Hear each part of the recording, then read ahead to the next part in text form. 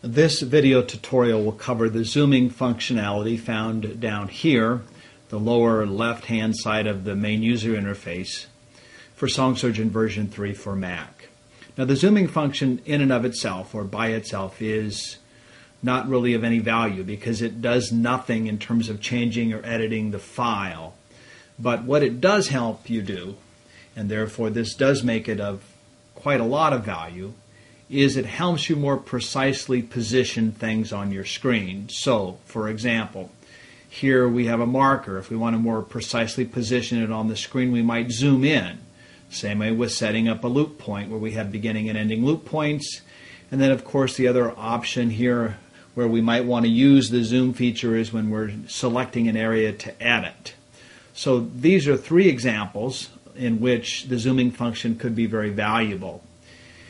So with that as a backdrop, let's go ahead and look at the zooming function and how it works. Firstly, you need to understand that these numbers at the bottom for these preset buttons are in seconds.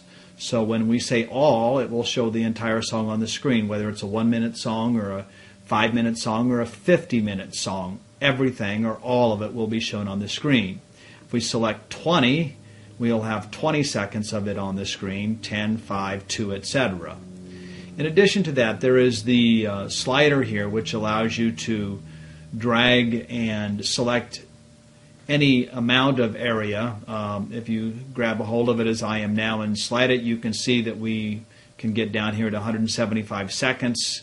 Slide it more, and obviously we can get down to the point that we could actually begin using the presets to get the same thing. So this allows you an infinite amount of adjustments so you can find the one that's right for you. Now, that being said, let's take a look at more precisely how this works. First of all, when you zoom in, it's going to zoom in around the progress indicator. So if the progress indicator is set between 45 and 50 seconds and I zoom in here to 20 seconds, you'll see that we have 20 seconds of file now on the screen, and here you can see we have the progress indicator. If I zoom into 5 seconds, you'll see the progress indicator is still in the same position, and now I have 5 seconds on the screen.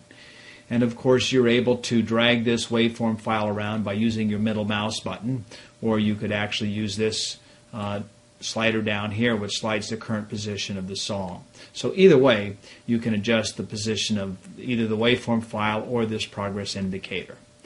So what this allows you to do then, let's zoom back out. So let's say that we want to more precisely position the beginning loop area here. So let's move our progress indicator right next to this L1 or this loop beginning point. Let's zoom in to 20. Okay, there we have it. Now let's zoom in to, let's say, 10. Let's even zoom into 5.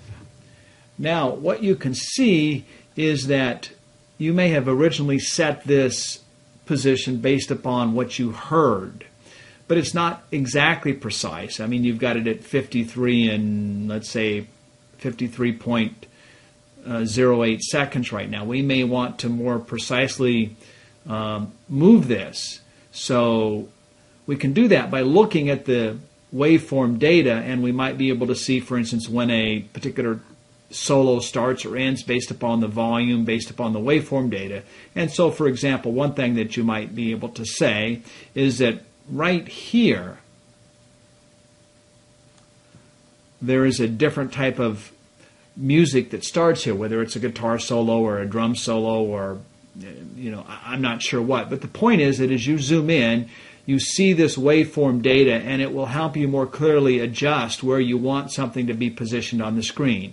And again, that goes for whether it is a loop point here, whether it is the positioning of a marker like that, or whether you're trying to select and set a selection for editing like we have over here. So that will conclude this brief tutorial on using the zooming function found in SongSurgeon version 3. Thanks for watching. Bye.